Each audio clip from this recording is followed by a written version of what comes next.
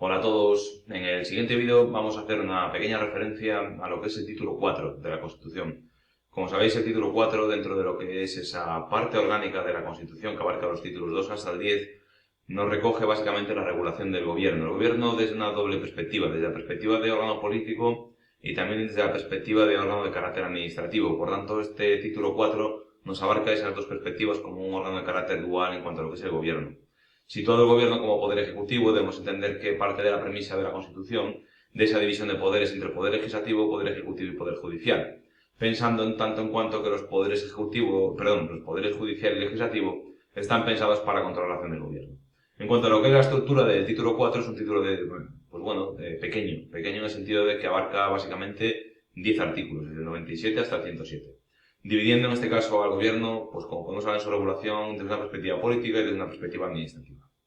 En cuanto a lo que es las funciones asignadas de carácter genérico al gobierno, debemos hablar de dos. Por una parte, precisamente esa función gubernativa, esa función de político, en la cual el artículo 97 nos dice que le corresponde dirigir la política interior, la política exterior, la administración civil y militar y también la defensa del Estado.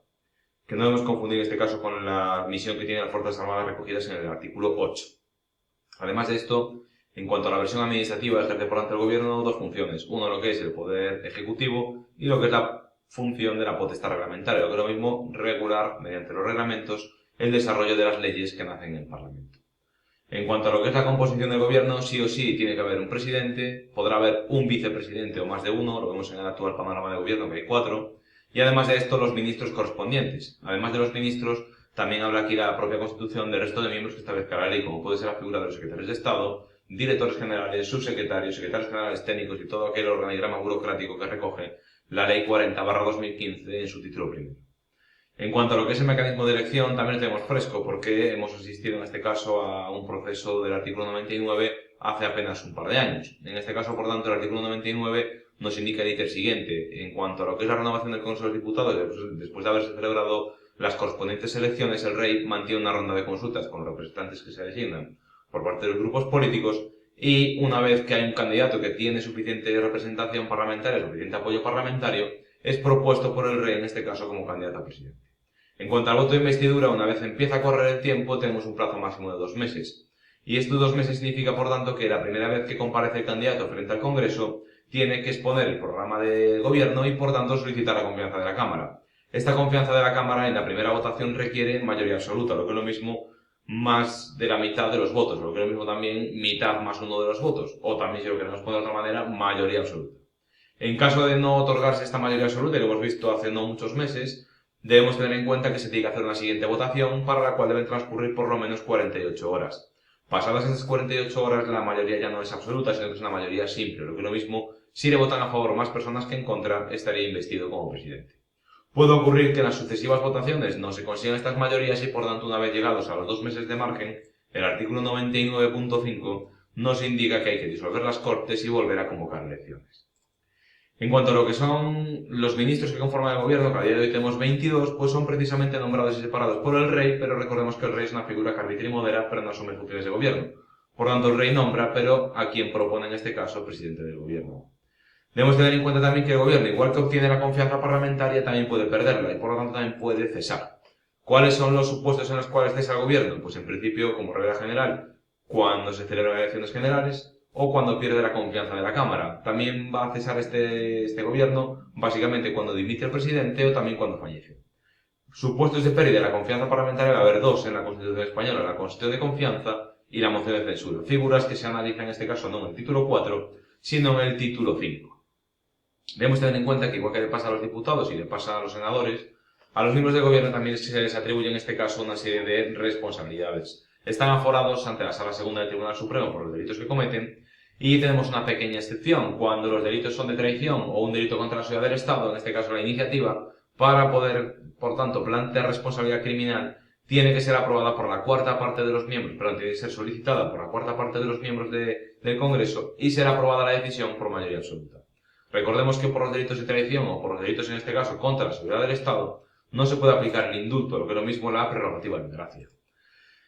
Hasta ahora hemos hablado del gobierno como órgano político y ahora debemos hablar del gobierno como órgano de carácter administrativo. Por tanto, en su versión administración, pues al gobierno, como máximo exponente de la administración, se le exige el funcionamiento a través de unos principios, que son el de eficacia, el de jerarquía, el de descentralización, el de desconcentración de competencias y el de coordinación. Y además de esto, con una especial sujeción a la ley y al derecho.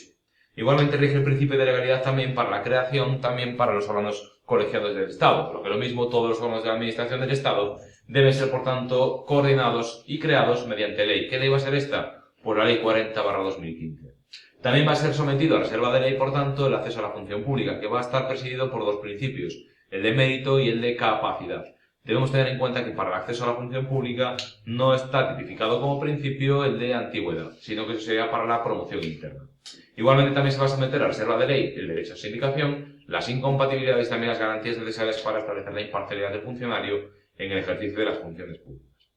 Dentro de lo que es las prerrogativas del gobierno, también está el hecho de mantener la seguridad pública, como hemos visto en el artículo 97. Y esto se va a hacer a través de las fuerzas y cuerpos de seguridad que dependen precisamente del gobierno, lo que es lo mismo fuerzas y cuerpos de seguridad del Estado. La principal misión de estas fuerzas y cuerpos de seguridad va a ser principalmente proteger los derechos fundamentales y las libertades públicas y, sobre todo, garantizar la seguridad ciudadana. Tenemos de nuevo aquí una reserva de ley orgánica, porque nos dice que las funciones, los principios básicos de actuación y el estatuto de las fuerzas y cuerpos de seguridad está sometido a reserva de ley orgánica. ¿Qué ley orgánica es esta? Pues una ley ya antigua que necesita una reforma profunda y que es la Ley Orgánica 2/1986 del 13 de marzo.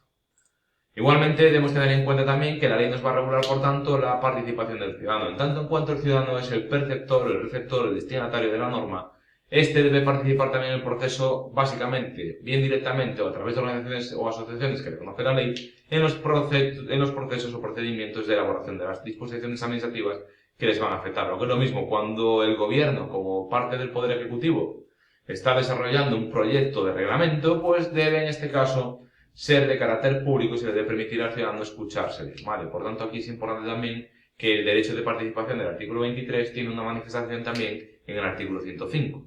Igualmente también rige para la reserva de ley, en este caso, el acceso del ciudadano a los archivos y a los registros conforme a lo que es la ley de transparencia, limitado por dos cuestiones: aquellas materias que afecten a la seguridad del Estado y aquellas que afecten también a lo que es la intimidad de las personas como materia confidencial.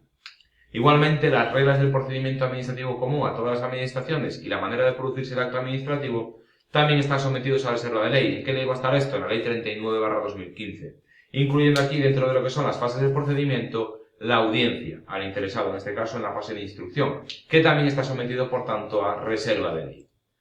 Debemos tener en cuenta también que el servicio público prestado por la administración es susceptible de causar daños al interesado. Entonces, en este caso, la administración está sometida a un doble control. Un control, por un lado, de los tribunales. Recordemos, el Poder Ejecutivo se sitúa metido entre dos poderes, entre el legislativo por un lado y el judicial por el otro. Y en cuanto a lo que es el Poder Judicial, va a controlar, por un lado, la legalidad de la potestad reglamentaria y la legalidad de la actuación administrativa. Por tanto, comprobando si el Poder Ejecutivo se somete a los fines que justifican, en este caso, su existencia. En cuanto a lo que es la producción de daños al particular en el funcionamiento del servicio público, en el artículo 106.2 se regula, por tanto, lo que es la responsabilidad patrimonial tanto de las administraciones públicas como del personal al servicio de estas. ¿Qué exige, por tanto, este artículo 106.2? Pues básicamente exige, por un lado, que haya, básicamente, funcionamiento del servicio, sea normal o anormal, que se produzca un daño al particular y que el daño al particular sea producido como consecuencia directa del servicio público. Se va a eximir, evidentemente, a la administración pública de responsabilidad cuando los daños se produzcan por fuerza mayor o, en este caso, también por causas que son imprevisibles o, siendo imprevisibles, son también inevitables.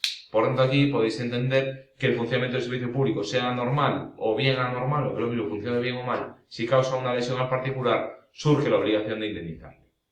Cierra el artículo 107 también, haciendo una referencia, en cuanto a lo que es la finalización del título 4, a lo que es el Consejo de Estado, siendo este un órgano de carácter consultivo. Importa aquí, para aquellos que estén situados en una oposición, en cuanto a lo que es el examen, pues que el Consejo de Estado está sometido también a reserva de ley orgánica, en cuanto a lo que es su composición y su competencia.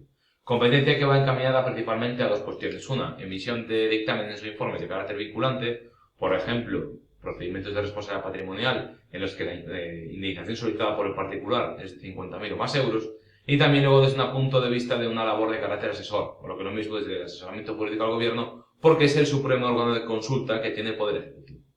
Debemos tener en cuenta también que el Poder Ejecutivo, además de tener un Consejo de Estado a nivel estatal, en el ámbito de las comunidades autónomas, los consejos de gobierno también tienen su propio consejo consultivo. Vale, por tanto, como veis aquí, Este título 4 es pequeño, pero tiene después un desarrollo legislativo importante en cuanto a lo que es la Ley 50/1997 del Gobierno y en cuanto a lo que es la Ley 40/2015 que regula todo lo que es la Administración General del Estado, derogando a la antigua LOFAGE. Vale, por tanto, espero que os haya sido suficientemente clarificador y que os haya ayudado en vuestra oposición. Así que nada, si os ha gustado el vídeo, darle a me gusta y un saludo a todos.